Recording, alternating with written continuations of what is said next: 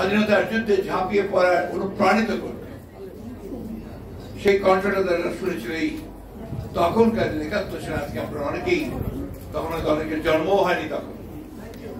১৯৭১ সালের ২৬শে মার্চ রাতে যখন গোটা দেশ, গোটা জাতি, আমরা যখন সবাই, বাংলা ভাষাটা খুব কঠিন শব্দ একটা আছে, কিংকর্তব্য বিমূঢ়, অর্থাৎ কি করব বুঝতে পারছি না, এই একটা সময় তখন এই কণ্ঠ আমাদের সামনে এসেছে যে আমি মেজর জিয়া বলছি, রিভল্ট, আমি বিদ্রোহ করছি, পাক সেনাদায় বাহিনীর বিরুদ্ধে যুদ্ধে অংশগ্রহণ করার জন্য আপনাদেরকে আমি আহ্বান জানাচ্ছি। এই যে ডাক, এই একটা ডাকে কিন্তু সেদিন সারা বাংলাদেশের মানুষ, যারা যুদ্ধের জন্য মানসিক প্রস্তুত ছিল কিন্তু কোন নির্দেশ পাচ্ছিল না, সেই সময় তারা ঝাঁপিয়ে পড়েছিল শুধু এই মানুষটির সেই আহ্বানে। সেই জন্যই তাকে এই দেশের মানুষ স্বাধীনতার ঘোষক করে, ঐতিহাসিক ভাবে সত্য কথা। এই কথাটাকে আওয়ামী লীগ তারা ইতিহাস থেকে মুছে ফেলতে চায়। এই যে শহীদ জিয়ার ডাকে যুদ্ধ শুরু হয়েছে, এটাকে তারা মুছে ফেলতে চায়। আওয়ামী লীগ শুধু একজন মানুষকে মহিমান্বিত করার জন্য, একটা দলকে মহিমান্বিত করার জন্য তাদের পুরো ক্ষমতার অপব্যবহার করে চলেছে। আমরা শেখ মুজিবের অবদানকে কখনো অস্বীকার করি, কিন্তু কি করে অস্বীকার করা যাবে সেই মানুষটির অবদানকে, যে মানুষটার আহ্বানে ঘোষণায় আমরা সেই স্বাধীনতা যুদ্ধ শুরু করেছিলাম।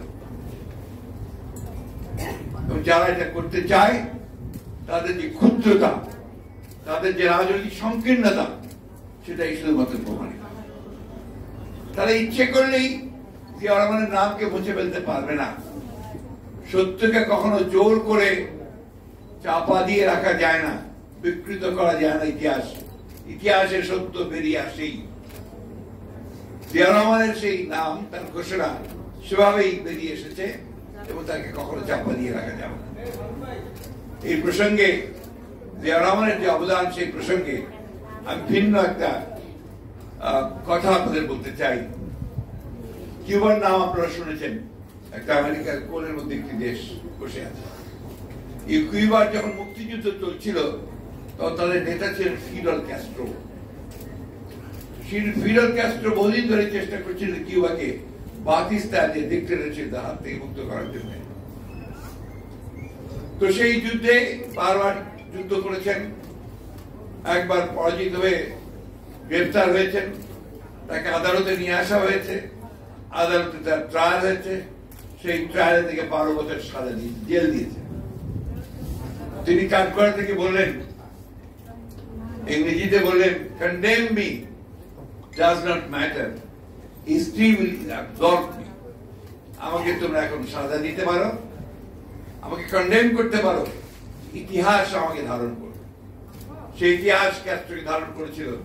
তিনি যতদিন বেঁচে ছিলেন কিউবার প্রেসিডেন্ট ছিলেন, এখনো কিউবার মানুষ তাকে তাদের ত্রাণকর্তা হিসেবেই স্মরণ করে।